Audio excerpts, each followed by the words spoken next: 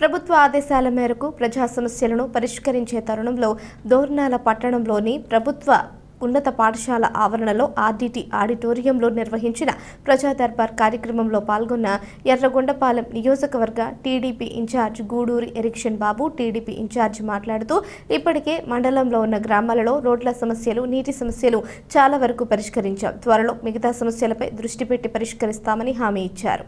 దోర్నాల మండల ప్రజలు తమ సమస్యలను ఎరిక్షన్ బాబుకి విన్నవించుకున్నారు. అక్కడ ఉన్న అధికారులకు ప్రజల సమస్యలను పరిష్కారమయ్యేలా చూడాలని కోరారు. పెన్షన్, స్థలాలు, రెవెన్యూ, పంచాయతీ సమస్యలు అధికంగా వచ్చాయి.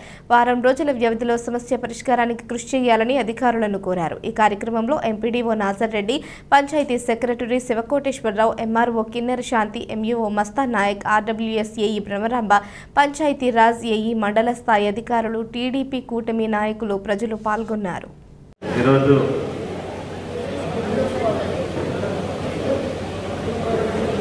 ప్రియతమ ముఖ్యమంత్రి వర్యులు శ్రీ పవన్ కళ్యాణ్ గారు, యువ నాయకులు నారా లోకేష్ గారు,